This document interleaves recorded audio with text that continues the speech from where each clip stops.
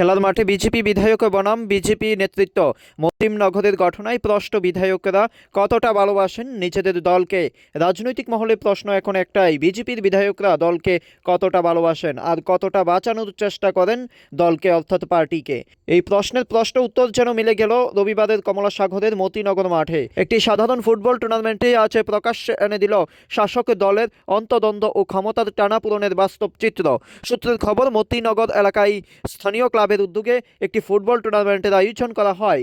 অনুষ্ঠানে প্রধান অতিথি হিসেবে উপস্থিত ছিলেন জেলা সভাধিপতি সুপ্রিয় দাস দত্ত এবং টিআইডিসি চেয়ারম্যান নবাদল বণিক। কিন্তু স্থানীয় বিধায়িকা অন্তরা সরকারকে আমন্ত্রণ না জানানোই ক্ষোভে ফেটে পড়েন তিনি।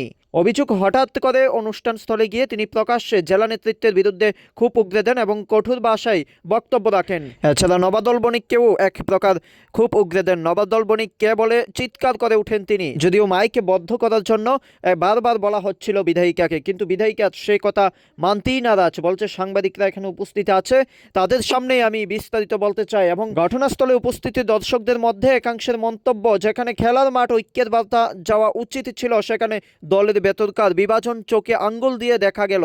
দলের ভিতরে গোষ্ঠী কুন্দল বা রাজনীতি এখন আর গোপন নয়, জনসমক্ষে প্রকাশ্যে সংঘাতে পরিণত হয়েছে।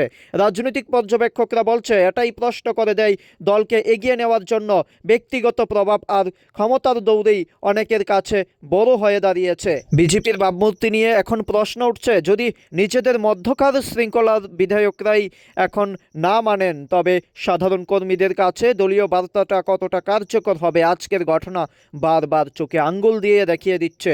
বরং প্রকাশ্যে উঠে এসেছে বিজেপির অভ্যন্তরীণ ভালোবাসা ও বিরোধের বাস্তব চিত্র, যা দেখে বিরোধীরা এখন মাইলিস পেতে চলছে, যা এখন রাজ্যের রাজনৈতিক অঙ্গনেও আলোচনার কেন্দ্রবিন্দু হয়ে উঠেছে।